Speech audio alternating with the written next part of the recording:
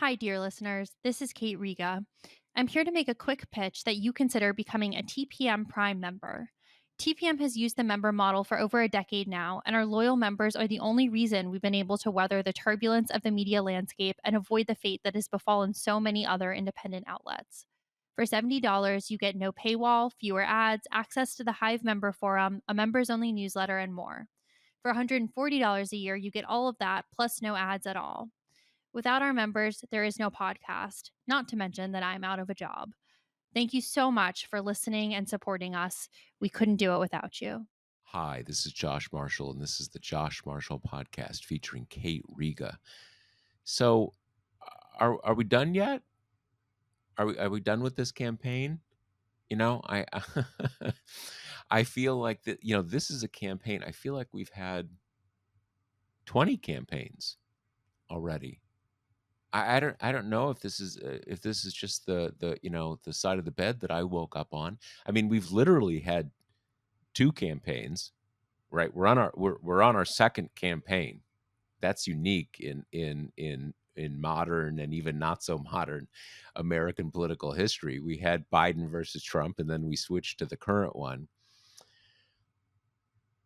But a lot of stuff, a lot of drama has happened in this campaign, and I found myself having this sense of,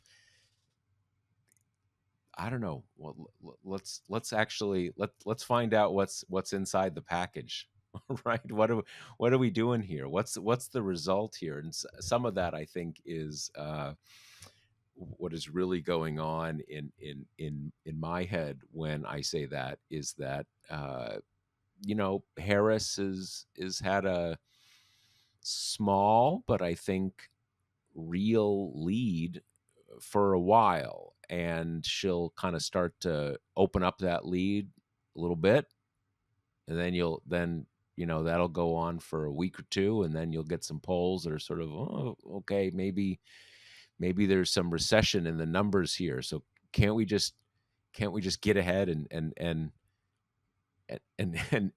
finalize things while she's ahead. I actually think, and this is, who knows what the next 6 weeks or so will bring, but I do think that when you step back, and I kind of assume this will be like that as well, that you actually see a story of a lot of consistency and even stasis since Harris got into the campaign.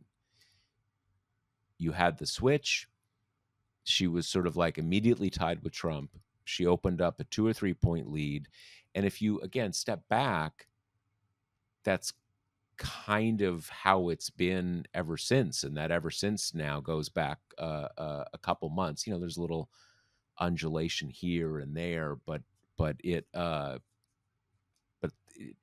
has seemed one of consistency despite this, up and down that tries many Democrats' nerves. Is that does any of that ring a bell for you, Kate? You're kind of either your experience of this or what you think as a sort of an analyst of politics you're seeing. Yeah, I mean, look at the last few days, right? If you're kind of taking each poll as a standalone, you're going out of your mind. You had this NBC poll that was great for Harris, right? And that's a high caliber, high quality poll. So you can be like, okay, awesome. Things are going well. Her debate bump indoors, I can sleep easy. And then you get a few of the Sunbelt states done by New York Times Siena that have Trump up in all of them, and in Arizona particularly up by 5, where their last poll had him down 5. So it's a 10-point swing there. And, you're ready to kind of kill yourself again. So the way this all kind of shakes out is I read right before we got on Nate Cohn's kind of analysis of those last slate of polling from New York Times, and he says, stuff in here doesn't make sense. Like, of course the Arizona race has not shifted this much in this amount of time, but there's all kinds of weirdnesses because other parts of those polls have held very consistent, particularly the Senate polling, which seems to indicate that the weirdness that's going on is kind of siloed to the presidential level. And he tossed out some theories, but nothing that didn't really have kind of a complicator going on.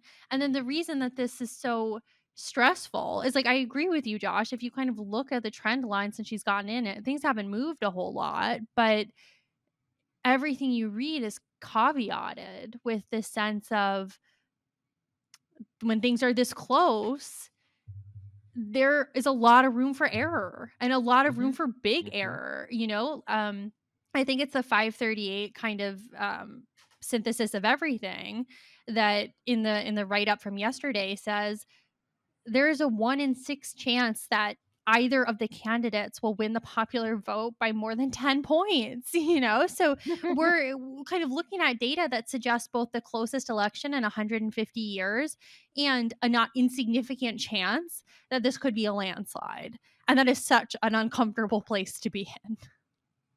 Yeah, it's I do wonder sometimes whether, whether it is really what seems to be the closest election, uh, in however many years you want to say, or the most high uncertainty election. And those are very different things, right? And I suspect it is more the latter. Um, uh, because if it's really the closest, there shouldn't be much of any chance that anybody's going to win by 10 points, right? These are points in a significant amount of tension. And I it's funny, I have we've spoken before, I have spoken before about the the wildly out of proportion influence that Time Siena poll has. It's a good poll. People should pay attention to it. But, if it merits an X worth of attention, it gets a 10X worth of attention, and at least impact on the sort of elite media conversation, for lack of a better word. And I think that in the past, Cohen, who is he doesn't he's involved with the poll. I don't think he doesn't run the poll, but he's involved in it, and he is the sort of spokesman of it, for lack of a better word. He's the one who explains it. It's part of his, it's part of the Times polling operation. And in the past, I think he has gotten a fair amount of criticism, some of it merited, always trying to develop these very richly articulated theories of what this poll tells us. And this poll is the reality, even when that poll has often been kind of an outlier. And it's been interesting to me that, and you alluded to this, how in the last few weeks he's been saying, like, some of this doesn't make a lot of sense, right? There's some stuff in this poll that, and he's, kind of said, like, wow, this new edition of this poll, this surprises me. I'm, what it's, I did not expect what it's showing. And look, there's, um, media organizations sponsor polls basically for publicity, right? It attracts publicity to their media organization. That's why else would you do it? They're trying to generate news, and there's always this kind of difficult tension where you've spent $50,000-$60,000 to commission a poll. You want to talk about it a lot, and you want to talk it up because you want to get your money's worth. And if it's when it's the Times, that's not maybe a huge amount of money, but it's a lot of money. So there's always this tension of course you're going to sort of say that's the reality and talk about it a lot, even though in fact it's one of like a bunch of different polls, and who knows whether it's any better than any of the others. But it's been, again, interesting to me that he has been pretty candid about who knows if this is right. This one may be right, or we may be off on a tangent. And I do think, it's funny. I was talking to a political person I know who's, person of some standing in one of the signature swing states, and this person we were talking about some, internal Democratic polling in that person's state, and a lot of, you know, there were there were a lot of good for Trump polls yesterday, at least relative to sort of, where we've been and everything. And so this person was sort of like not in a funk, but kind of like, oh, what's going on here? And so much is shaped right now by both the perception and the reality of previous polling errors. And as this person and I were kind of talking over this stuff, I actually think that there's a pretty decent chance that the polls are underestimating Democratic strength. I'm not going to put this forward as like my theory or say I know it's true, because I don't know it's true. But I think there are reasons to think there's a non-trivial chance that will happen. And I just think so much of people's feelings about this race, attempts to make sense of what is happening, are just shaped like that, even more than we care to admit in a lot of ways.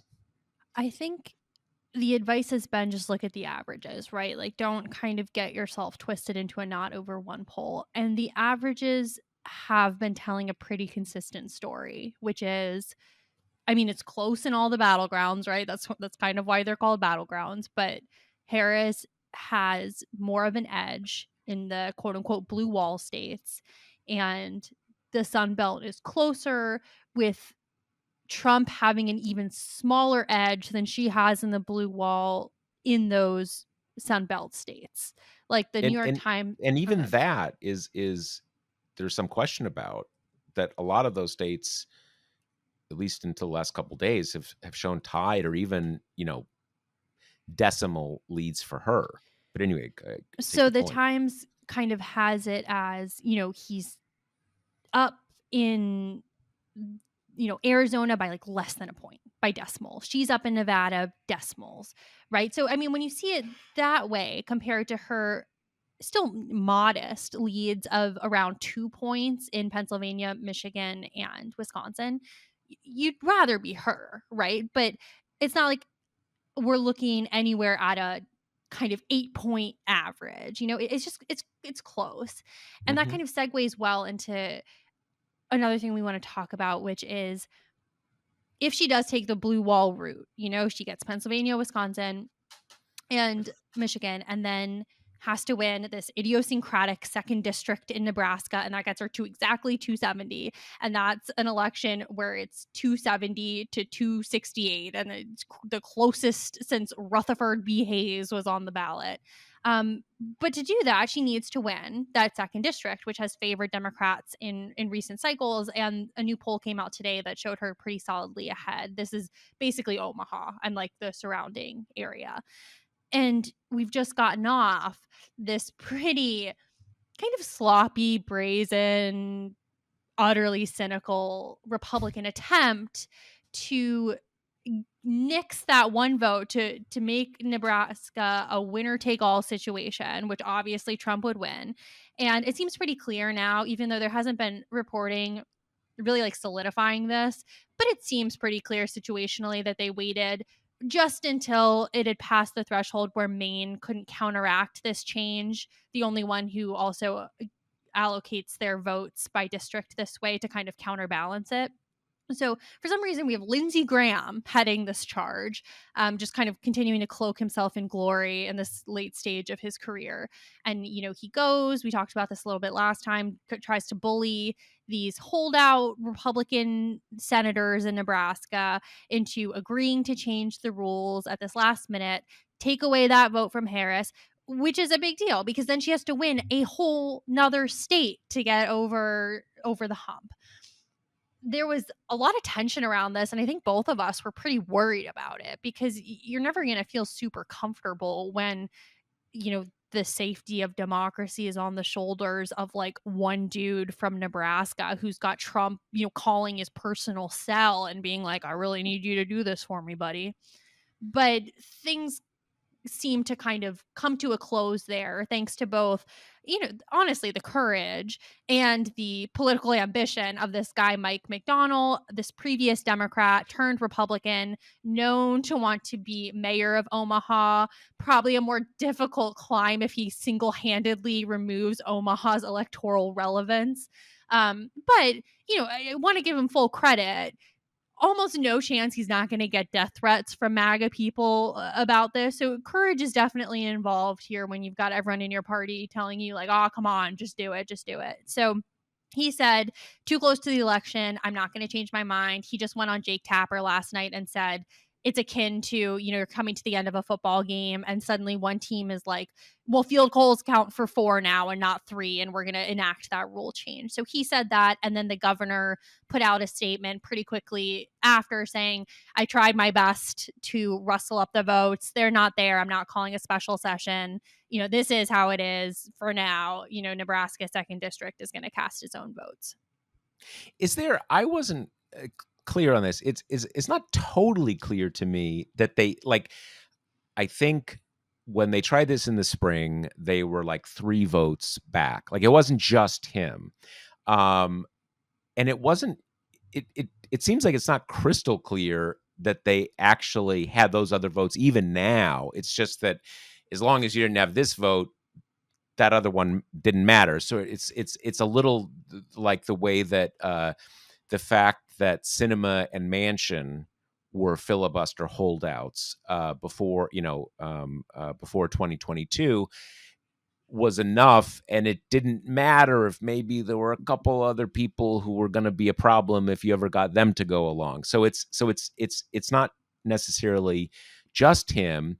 But as you said, once you go on Jake Tapper and start saying, "Oh, changing the field goal counts for 4," you're kind of digging yourself in, and that has to be uh, understanding what he's doing, because he is basically broadcasting, I'm digging in here. There's no point trying to get me to change because I would make an idiot out of myself now. So Totally. I think it's a combination of both this guy's willingness to be the main character here, and also he just has a more compelling storyline, right? The Democrat turned Republican who wants to be a mayor of Nebraska's only real urban center. That's just a little bit more interesting than moderate Republicans who don't want to talk to reporters, who are a little bit uncomfortable with this whole proposition. well, and I guess he also has this thing that he was a Democrat. He was actually censured by the state Democrats over he's anti-abortion rights, and that led to him switching parties and so forth. I will say this: it it it does seem clear, again, the fact that he said this, and if we think about, again, he wants to be mayor of Omaha. So he said, no, I'm not going to do this for the reasons you just outlined. Once you go on Jake Tapper and talk about changing the points you get for a field goal, he's dug himself in on the damage to never be mayor of Omaha. Like, oh, what about how you went on Jake Tapper and said this was the most terrible thing to do ever, and then you did it? Like, what the heck? But I will say this: if you get that 270 to 268 result, seems to me there's no way there isn't going to be a big push in Nebraska after the fact to say, you know what? We're just going to give both of these to Trump because that's what we want to do. And, you've got that independent state legislature thing that, there's a basic just obvious fairness and process logic that you can't change the rules after the vote. You can, it may not be cool to change them a week before the vote, but okay, no one's voted yet, so this is the new rules. But, I mean, I just guarantee we will go there, right? There's no way I mean, look, they tried to storm the Capitol and just change the votes by violence. Why how could that be any stranger, right? Of course they will try to do it. So that's just something I think if you get that result, that'll be part of our November and December 2024. It's interesting too because whatever the backlash to that would be, including kind of the immediate, more coup-like attempts, and then you can also see a longer term just Republicans being like, "This is not worth the risk anymore." We're just going to kind of change it in a more kind of standard issue type way. You would expect Maine to kind of respond, especially because it gets harder to make the good faith like, well, we want to be more democratic to the pocket of people in our state that counter the kind of statewide political vein, when you're like, well, you're unilaterally disarming, so that seems pretty stupid. um Can we make one more point here? Just and I think most mhm. people know this, but just in case people don't. So if you give that one electoral vote to Trump, if you're doing the math, obviously you get a tie, 269, 269. Now the key there is that if you get a tie under the Constitution, then it goes to the House by delegation. Not who has the majority, but states vote by their delegation. And though it's possible under some scenarios that that could be Democrats in the next Congress, it's pretty unlikely. So in other words, just so we're all clear, the tie is going to go to Trump almost certainly. So that's just full context there of how that plays out. So staying in Nebraska, this is our Nebraska episode. There's some weirdness going on there with the Senate race that I think is worth talking about. You've got Deb Fisher, this incumbent senator who, we were joking offline. I've spent how many hours in the Capitol, and I genuinely don't think I could pick her out of a lineup. She's just kind of dedicated herself to staying very, very under the radar. Um, she is running against this guy, Dan Osborne, who is an independent, is a steam fitter and a Navy veteran who has rebuffed the state party, which is so funny because you've got this guy running as an independent in Nebraska. Obviously, you cannot cuddle with a Democratic Party brand in a state like that and succeed. And yet there was still this like woundedness coming from the state party when he said he didn't want their endorsement. But anyway, so he's been running this interesting campaign that could kind of prove to be. But they also agreed, and I apologize for interrupting. They also agreed, or there's no Democrat running, Yeah, so they have they decided not to run any. they licked their wounds and decided to not run a write-in candidate. I just think it's silly that there were wounds at all. But so he's running what could be kind of a blueprint of a new type of, he's an independent, but, Democrat, in these hard states, which is he's running as a Republican on the border and on Second Amendment stuff.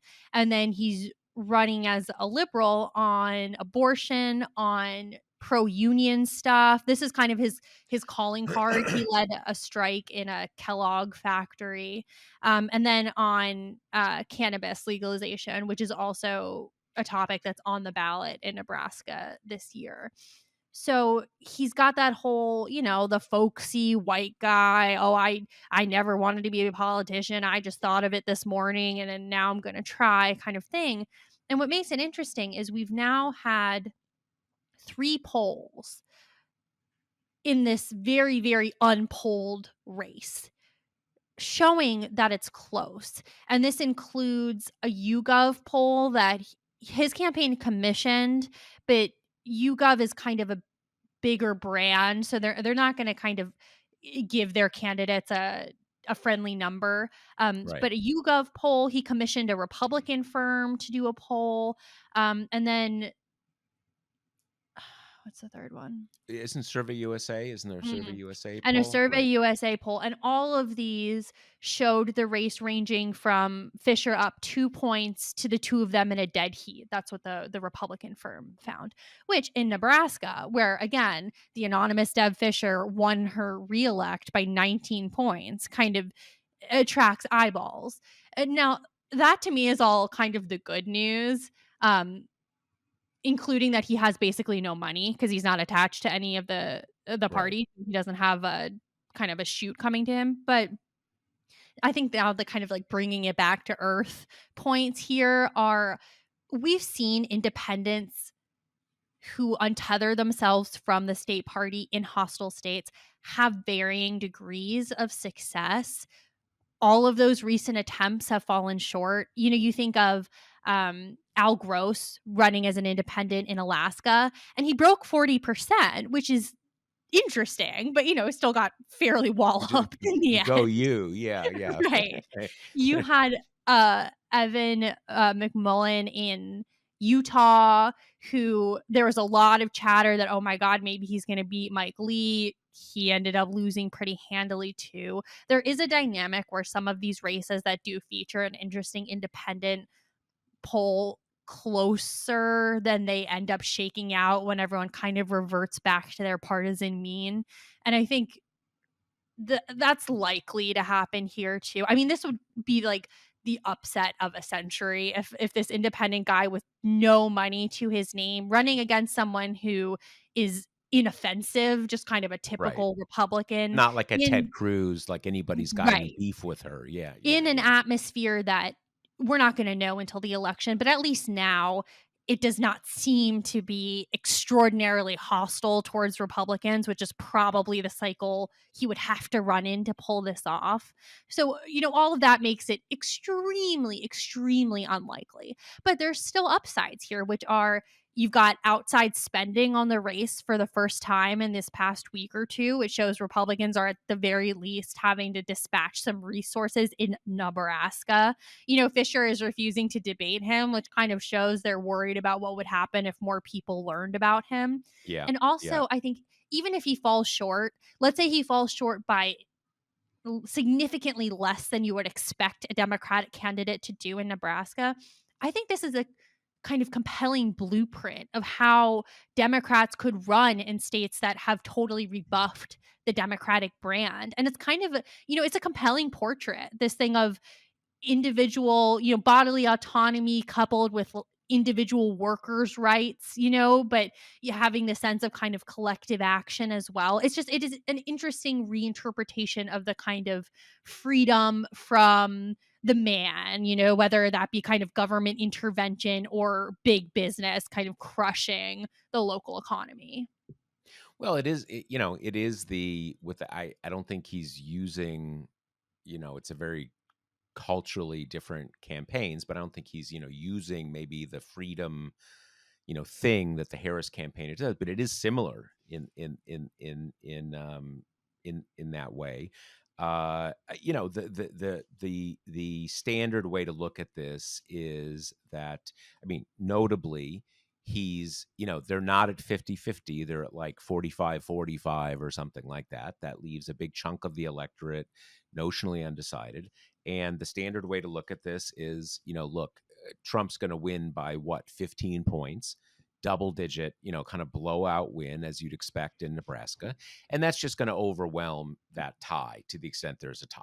And that I think is hard to imagine that's not going to happen. Just various different ways you can kind of articulate that, but the other part of this is that, generally speaking, there are reasons that Bernie Sanders runs as an independent. That's more him than, like, if he I don't know, he's a pretty old guy. I don't know if he's going to run for another term, but if the last time he ran, he said, I'm going to whatever, I'm going to vote, I'll be the Democrat, I'll actually take the label. I don't think there was going to be some groundswell of like, no way, dude, in Vermont, they're gonna whatever. But that's something that some candidates want to do. But the key is, who do you caucus with? Who do you caucus with? Are you going to caucus with us? And caucusing means all sorts of different things. It means you're in line for a committee. You might committee assignments, chairmanships, all that kind of stuff. But who are you going to vote for in the leadership elections? Control. That's the acid test. You can call yourself whatever the hell you want to call yourself. Clearly, and at the point at which, I mean, I have no doubt if this guy said tomorrow, "Hey, I'm going to caucus with the Democrats," I mean, not publicly, but kind of send the message, "Yeah, I'll caucus with you guys." Then the money starts flowing, but then, as we know, then he's a Democrat in a state that is just, is extremely hostile to. So the whole thing falls apart. Yeah, and I mean, speaking of the gruesome Senate map, there's also been some stories out lately about Democrats are getting worried about Montana. So they're taking a closer look at Florida. And the way I feel about this is just there are endless stories like this. When it was still Biden Trump, I'm sure our listeners remember how many stories coming out about Republicans saying, well, actually, we're going to go after Minnesota and Virginia and New Hampshire and New Jersey, right? We're expanding the map. Like, you can say that till you're blue in the face and it's meaningless until you've kind of contributed significant resources, e.g. money, to pulling that off. And that's kind of how I feel about Florida. I mean, if you really wanted to make this 11th hour push, I mean, you could. The Harris campaign is richer than God at this point. They have so much money. They could bounce it down the line and kind of go try to give Debbie McCaskill Powell some funds there to take out Rick Scott. Of course, the problem is Florida is so expensive. The media markets are huge and really expensive. Rick Scott is a wealthy man and in his previous races has been able to kind of self-fund up the wazoo. And all that's still there, right? I mean, this is the same reason why in as hard of a map as this is, Democrats haven't meaningfully gone after Florida and Texas. The Mhm. only squint your eyes, tilt your head pickup opportunity is because they're huge states. They're huge, expensive states where to have a real chance, you've got to commit heavily. Um, and the thinking's got to be why commit heavily when in a cheap place like Montana, right? You can kind of give Tester every possible resource you have. For not But that much money. exactly. But I mean, the problem is, as we've discussed on the show before, Montana is stiff headwinds, even with a politician as talented as John Tester. And it does seem like, look, I don't I think John Tester is a really cool senator. He's not just a Democratic vote. He's someone who I really like to see stay in the Senate. And I'm not certainly not saying it's over, but it does not look good. It does not look good there. It does seem like I saw some commentators framing it this way, and I think this is an accurate way to frame it. That for Tester to win that race, he had to kind of disqualify Sheehy, make him seem just not acceptable because it's a Republican state, right? And it's hard. It's going to be hard to pull that out if the perception is, well, John Tester, we like John Tester, and I think that's right. He's popular in the state, in that general sense. He's personally popular. If it's just an unobjectional Republican, and it does seem like Sheehy has been able to portray himself as that unobjectional Republican. So it doesn't look great in Montana. I do think. I mean, your point is right. These are two of the most expensive states, probably the most expensive state contested states, since California has not been contested in statewide, at least in partisan statewide. I mean, there was that. When Harris was first elected and she was running against another Democrat in the general election. Uh, you know, it would be crazy to say that Florida and Texas totally gettable. it would be tough, but I think those are possible, right? I mean, you have in some ways it's not just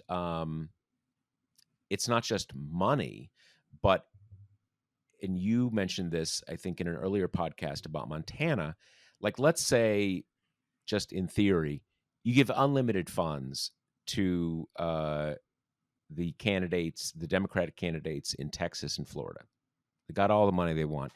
You probably also need Harris spending some time in those states to try to get it a little closer, because campaign people would be better able to tell you that number, but they'll basically say, look, Harris has to get within like 4 points in Texas to give Colin Allred a shot, or what is that thing in Florida. Having said all this, neither of those incumbents are very popular. And the abortion the abortion initiative is on the ballot in Florida. Um, who knows? Who knows? And Ted Cruz is not a popular guy. Um, Yeah, I have zero faith, but I'm happy to eat an article of clothing on the pod if I'm proven wrong here in the oh no, end. I mean, I don't think you will be proven wrong. I mean, it's I mean, look, it's they want to hold the majority, and it is not looking like Montana is going to make that possible. So you've got to start looking for secondary options. I mean, Yeah. let me say one thing on this. Um, it is not just that, like, 10-point margin thing possibility you mentioned. Uh, I do think it's possible in either way, but it's possible it won't be the presidential won't be as close as we think, right? And if it's not as close, you want to have given those Democrats in Texas and Florida every shot. You know, it's not a matter of, no one is saying like, maybe Texas will be easy, so let's not focus on Montana. I mean, objectively speaking, it really looks like, based on what we know, that Montana is not happening. So you can't just give up. You've got to make a plan for what is at least conceivable, because conceivable, not likely, but conceivable. I want to toss in one more kind of news story from these battleground, contested terrain for the Senate, which is in Ohio. Bernie Moreno was filmed on Friday in footage that came to light through a local NBC affiliate on Monday, being really dismissive of women's interest in abortion rights, at a town hall, kind of capped off with this little aside about, all women care about is abortion. All suburban women are voting; they're single issue voters, and then you see these 50-year-old women caring about abortion. It's like, okay, well, that's not for you, which is such a kind of hilariously toxic stew of both. I mean, utter dismissal of women, but also But you're barely a woman anymore. You're over 50. and I think it's a very, Right. candid expression of the conservative worldview where you genuinely can't wrap your mind around the idea that anyone would be concerned about an issue that doesn't have direct recourse in your specific life. As if as if 50-year-old women wouldn't care in general, or I don't know, have daughters, no other women in their lives. He just can't wrap his mind around that confounding reality. It is one of these, and obviously it's for women to say how these things strike them or what offends them. But it is one of these statements that the deeper you dig into it, it gets worse and worse and worse, because it's not just that transactional thing about, why, because there you can look more broadly about, do you care about kids once if you don't have kids? Do you, like, fuck kids? I don't have a kid. It's not my problem. Or if you no longer have kids living in your home, your kids are adults or something like this. To think that you don't give a shit about it anymore is, no one would, no, that wouldn't make sense to anybody. Obviously, it's a more concrete issue if you have, if you're thinking about child tax credits and stuff like that if you've got small kids. So as you said, the idea that people are so narrowly transactional is not how anybody thinks about things really. Um, and it's a very selfish, I mean, state the obvious kind of thing. But there is also this thing that is particularly about how a certain kind of man thinks about women generally. And again, maybe this is just my sense, but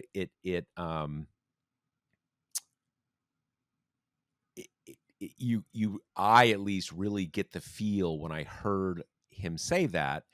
That's sort of like once a woman's over 50, you, kind of, what are you even? You're barely a woman. Why even sticking around? Right? You're done.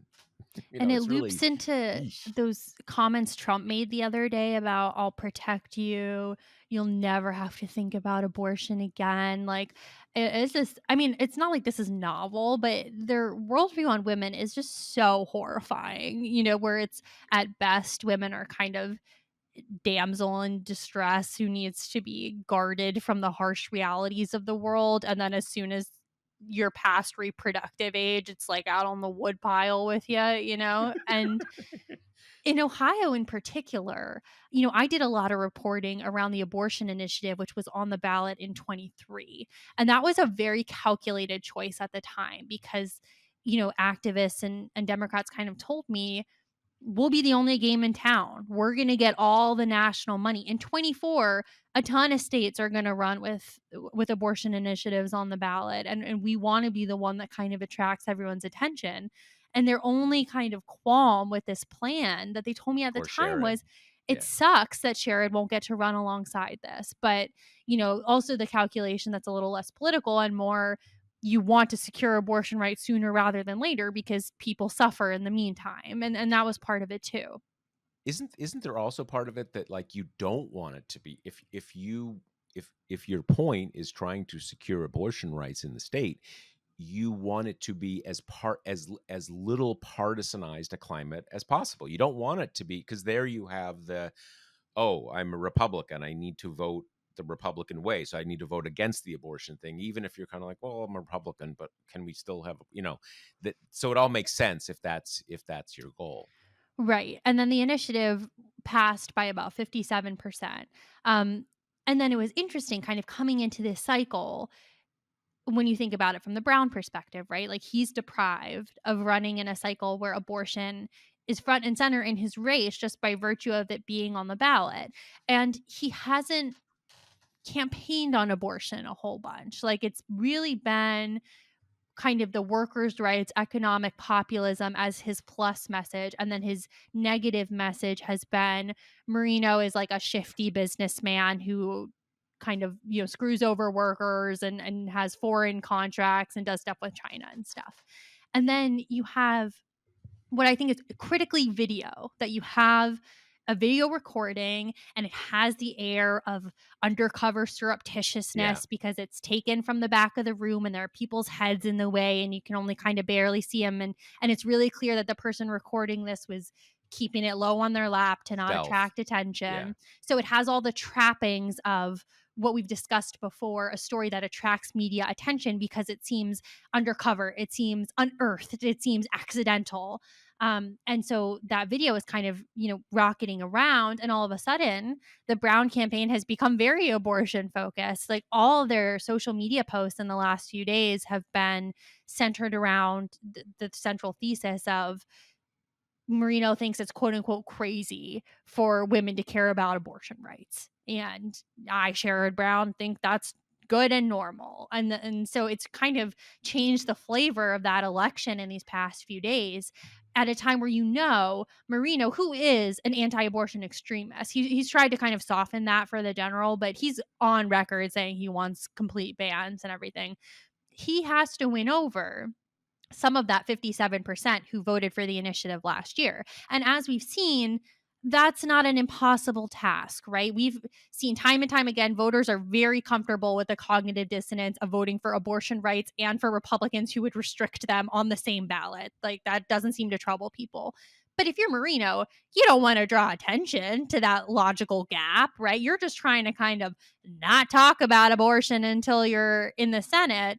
And until Right. then, just ride that R next to your name and try to be kind of inoffensive. And now we just have this glaring kind of neon light in these last days of the election reminding Ohio voters this guy hates abortion and he thinks women who care about abortion are crazy. I mean, what a It's fu gaffe.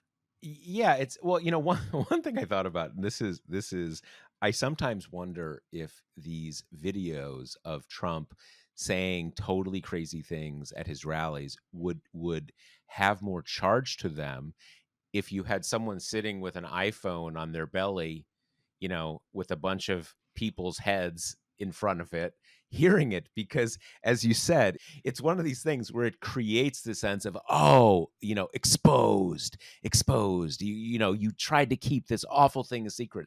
And one of the things that usually works for Trump, I think, is that people see it and they're kind of like, he's just saying it. It must be normal because he's just saying it, and there's no secret video. He's just keeps saying it, so it is how these it, it shows you how the trappings of things uh uh, prepare people or set people up to see things in a certain way. I'm also struck by the well, a couple things. One is that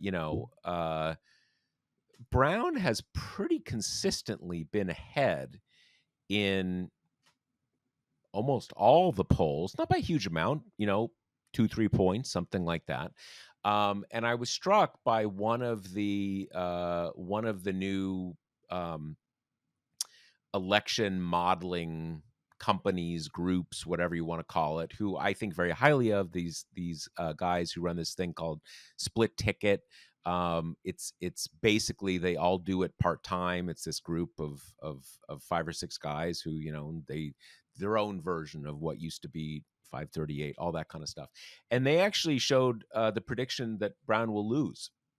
And I was a little surprised and more than a little disappointed because I think those guys are really smart. And I think what they're thinking must be is that Trump's going to win by 10 points. And so Sherrod being ahead 2 or 3 points is not enough. He's going to get swamped by that, and that may be right. And what surprised it when you were saying that, I was a little surprised by what you just shared about the dynamics in Ohio. I would have thought that to the extent that Brown was not focusing a lot on abortion, that he thinks that his kind of Brown's sort of red state inflected, culturally red state inflected, pro union, working class politics. That's worked for Brown for a long time. And when I say red state inflected, Sherrod Brown doesn't do a lot of bullshit. He doesn't do a lot of posturing with sort of like symbolic kind of right leaning things. He doesn't do that at all. It's more he has a non-coastal vibe, is I guess how I would put it. But the fact that he's jumped on this so heavily, or in any case, I thought that he wasn't doing that just because, okay, yes, that's where I am, but I'm sticking with that sort of vibe that I described. The fact that he has apparently jumped on it, so his campaign has apparently jumped on it so hard, does is not consistent with that theory. So I kind of wonder a little why they haven't pushed it harder, because just because there's not a referendum or a ballot initiative on the ballot, That's not everything. I mean, I guess again, back to our transactional point, I guess the argument would be like, in Ohio, women are free and clear. They have abortion rights. And so again, if you see it in those really transactional terms, why do women care? They've already got their abortion rights, and sucks for the people in other red states who have lost them. But people don't think that transactionally, right? There's a broader issue with bodily autonomy and reproductive rights. But who knows? I mean, it sort of surprises me about the dynamics of that campaign. I wonder if there's also some degree of fatigue on abortion after the voters were probably so Yeah. inundated 1 year before. Hmm. But yeah, no, I found it a little surprising too that he's staying so strictly economic. And I'm not trying to say that he hasn't mentioned abortion at all, but that's clearly been the guiding theme of his campaign, which he's now kind of altering. This I think has to be just too good of an opportunity to mess up, right? When you've got footage like this being so with a candidate who's so candid, right? He didn't know he was being filmed, but this wasn't a one-on-one conversation. He was at a town hall. Like, odds are, Yeah, most talented politicians or competent politicians assume when you're speaking to a room, there's a really good someone's record. chance Yeah, that you're being recorded.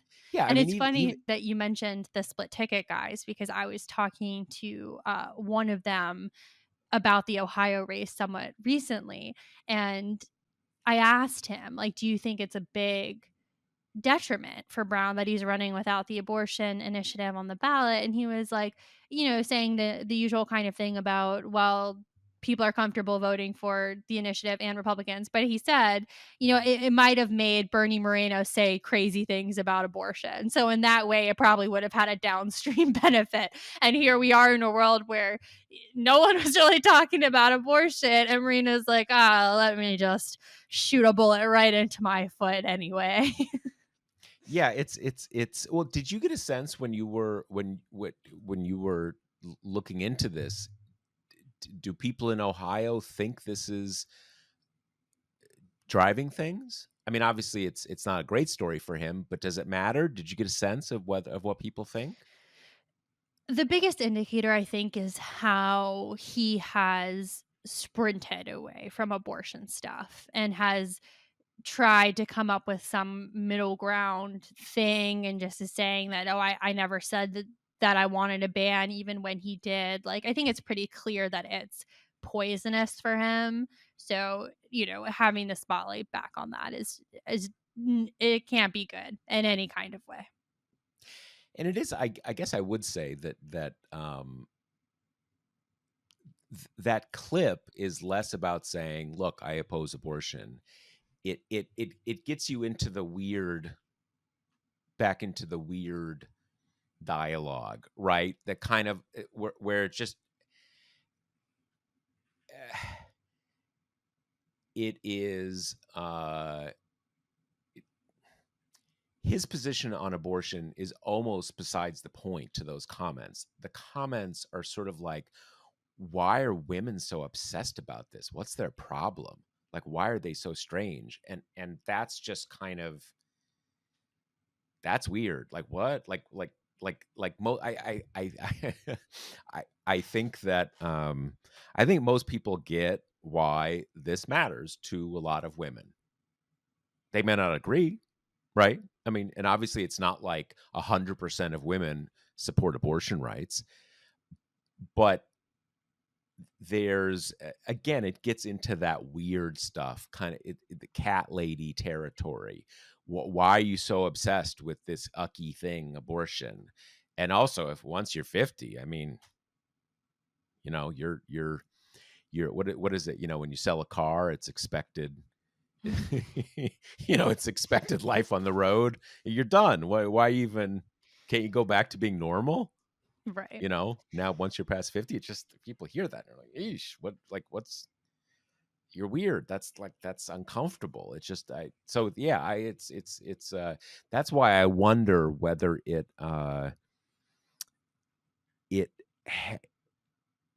it sort of has a traction that goes beyond just what a candidate's view on abortion rights, narrowly speaking, is. Right. So we're going to wrap up with the, I would say, rise and fall of Mark Robinson, even though he's kind of been falling for quite a while. I guess the rise was pretty meteoric, though, for a guy who just kind of spoke out at a town hall and then all of a sudden was lieutenant governor. And I do think it's funny the reaction to this stuff of people who've been like, wow, why wasn't he vetted? It's like, yeah, I guess. Why wasn't he vetted? I mean, look at the kind of people that Republican voters want to vote for in primaries. This is a plus, right? Like the Holocaust denial stuff, I don't think was a skeleton falling out of the closet as much as it was, it, you know, a swastika right on the arm. But, to kind of catch listeners up with the newest stuff, this happened right around when we recorded last week that CNN was teasing a big story, a kind of campaign ender type story about Robinson, which we were all like, what could it possibly be? Um, and he had canceled events and it seemed like it was going to be a big deal, and then the story comes out, which is such a hodgepodge of stuff that it's been kind of interesting and revealing to see which of these claims has become kind of the shorthand for the rest of his stuff.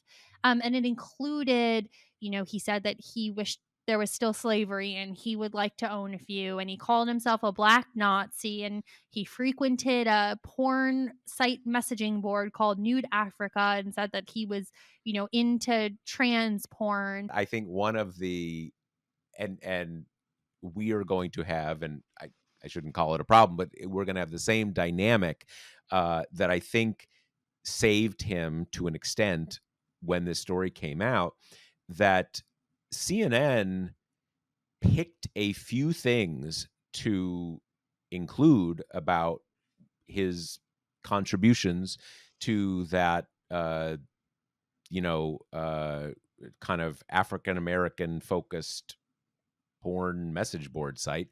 Um, but they left almost everything out. And after the story ran, people went and looked at the site and looked at what he had actually written.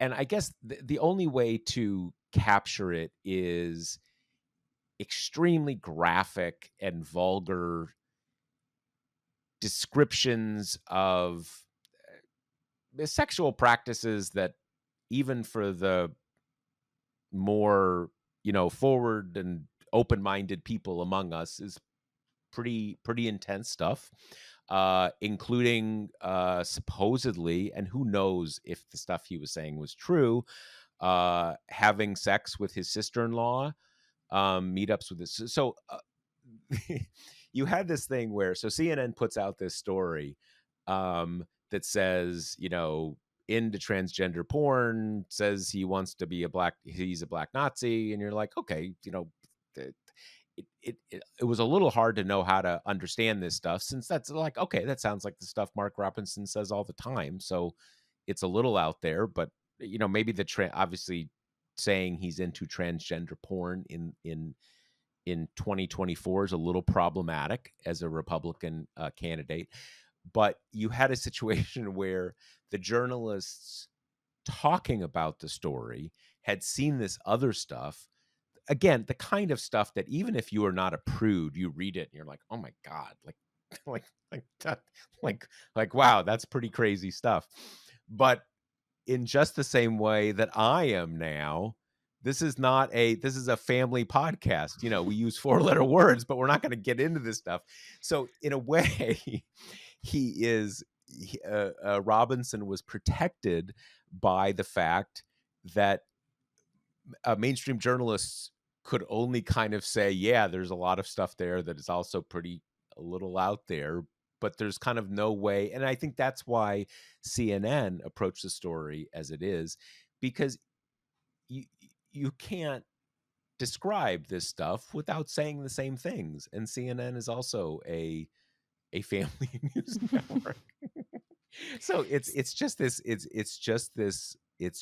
wild thing. And then as We're probably going to say next, what, a couple days later, his entire campaign staff Which resigned. is so funny to me that they were like, "No, the Holocaust denying stuff is fine, but the nude Africa frequenting, I am out of here. I need to think of my career first and foremost."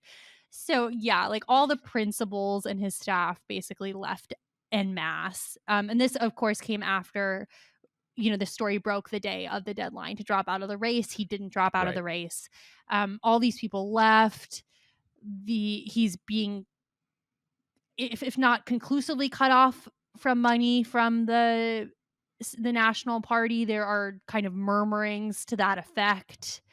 Well, I think that even I don't know if it's there's so many national party committees Yeah. or whatever, and I guess there's also the state Republican Party. One of those, basically, they wouldn't say that, but they're like, yeah, we had a lot of ads booked, and the last one runs tomorrow, and we don't have any plans on running anymore.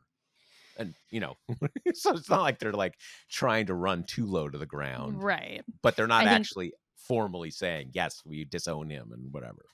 Trump went to the state and didn't mention him, who he's kind of talked about, Martin Luther King on steroids, whatever that means, many times before, which is really funny because there's a moment where Mark Robinson is on stage with Trump, and Trump says some version of the Martin Luther King thing, and he's like doing that thing where he is telling people a story and also kind of talking to Robinson at the same time.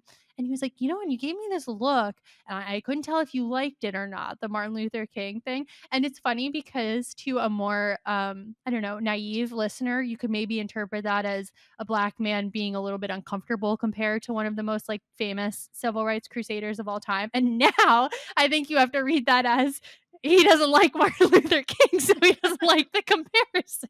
Right. It's well it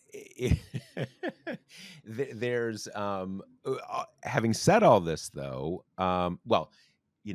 Kate and I and our producer Jackie had as Kate already alluded to, had this conversation before we started recording today, that there are just, I think Kate captured it best, there's a lot of backbench senators in the Republican Senate these days. Like, and Kate and I are both pretty awash in national politics, but like, there are, I know this stuff like the back of my hand, and yet, like Kate was saying, there's like all these kind of new Republican senators who are like in their first term or even their Senate or even their second. And I'm kind of like, could I pick them out? Like, no, not really. So anyway, they talked about one of the Republican senators from North Carolina, Senator Budd. If you had asked me, like, is there a Senator Budd or a Senator Rogers in North Carolina, I'm not 100% sure whether I would have said. In any case, this person said, I found the report quite disturbing, but I will be voting for Mark Robinson.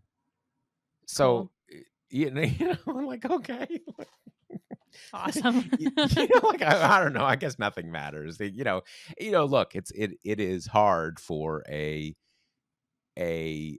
Republican senator for a state to say, no, I'm not going to vote for the Republican nominee for governor because he is such a fucking freak. I can't. I mean, that's hard. That's hard to do. Um, on the other hand, we're in pretty strange terrain. I guess you can not answer. I don't know what you can. I don't know what you can do. Let's finish up on this, though, Kate. My question is, does it matter? What is the impact here? I mean, clearly doesn't look like Mark Robinson's chances of becoming governor are great, but that's not what we're concerned about. No one's thought he's going to win for a while. What's the impact on Trump? Because that could determine everything.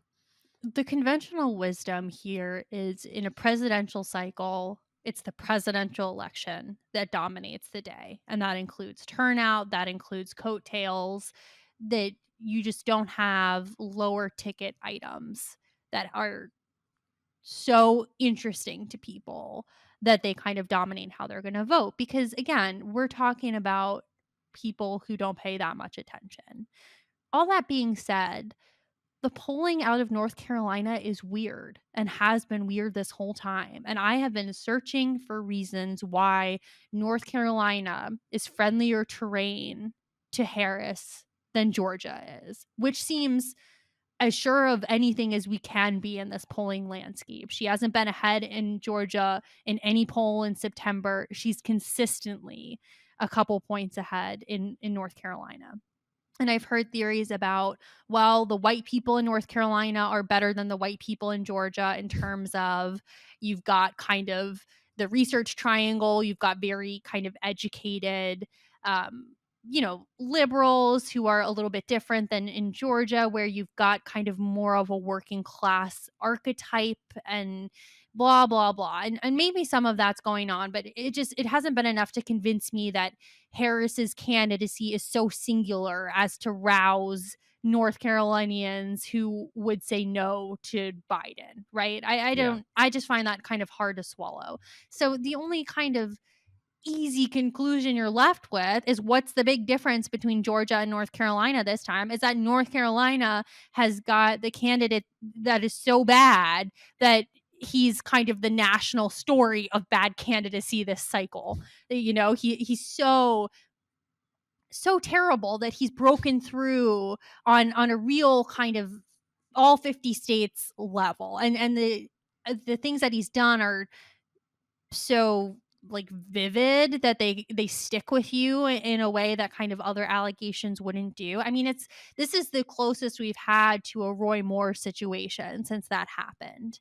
And in the Roy Moore case, which I've been thinking about, if you remember, Republicans kind of wanted to do to Roy Moore what they're more or less doing to Robinson. You said Bud said he's going to vote for him, but you've got, Tom Tillis kind of saying you either need to sue CNN if this isn't true, or you need to drop out. You've got most of them kind of being like, I don't Don't want want to to talk kind of about it. go near this. And that's what was happening with Like Roy literally, Moore. literally. Exactly.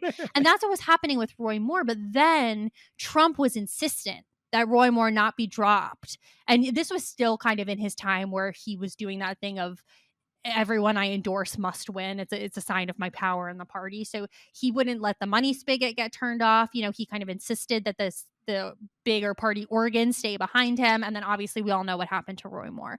Here, Trump has learned a little bit. He's being a little less of a ride or die for Robinson. But I think even in the situation where presidential politics dominates the ticket, it is hard to argue that a character like Mark Robinson is not abhorrent enough that he's creating some kind of drag on the Republican brand in the state. And I just think you need that explanation if you buy that Harris is this competitive in North Carolina when she's, in all honesty, running on a platform that's identical to Biden's more or less. I mean, you can argue that she's more exciting to people, but why is she more exciting singularly to North Carolinians than Yeah. in other states that have a kind of similar profile?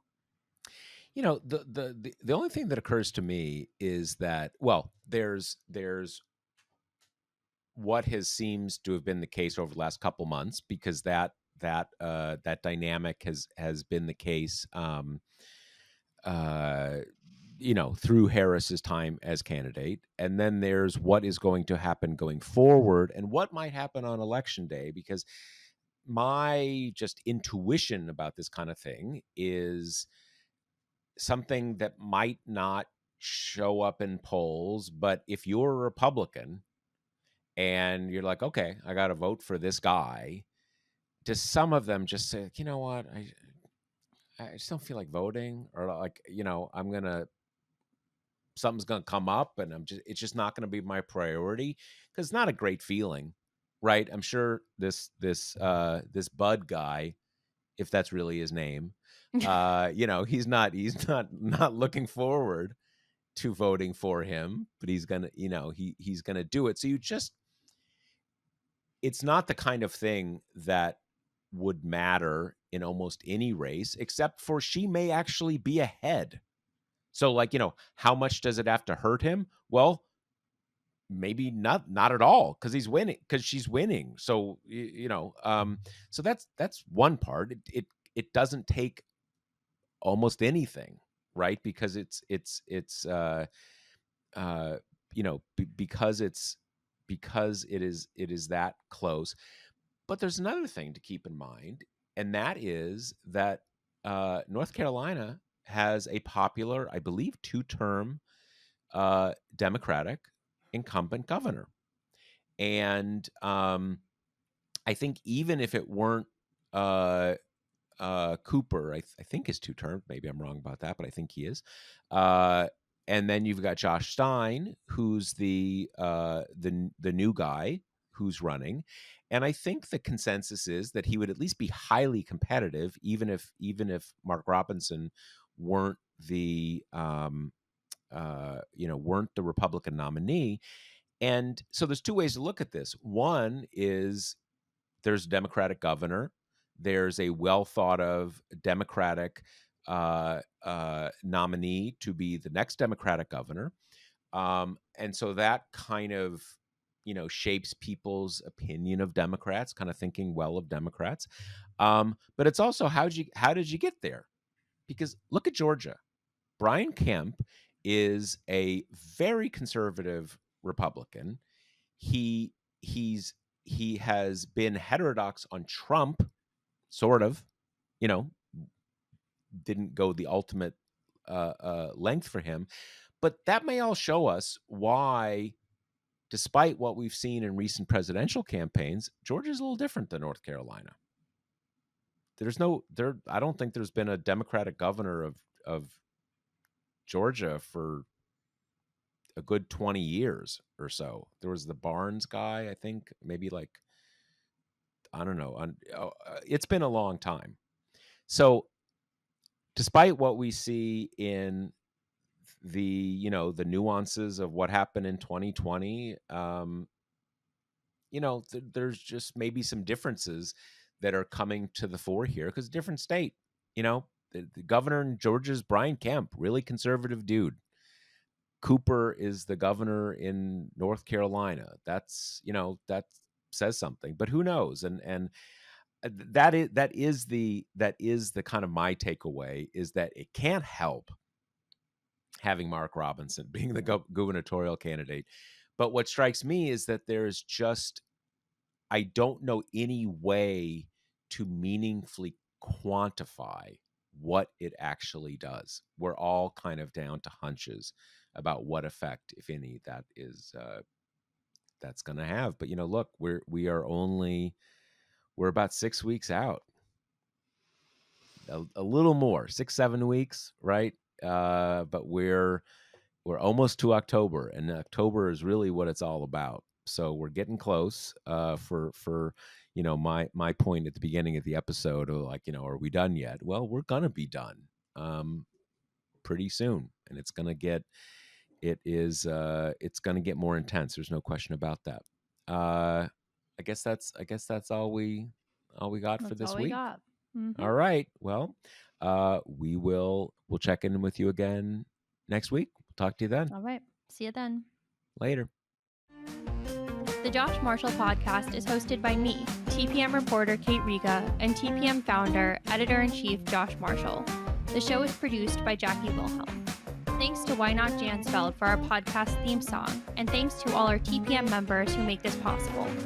Rate and review us on Apple Podcasts, and subscribe wherever you listen.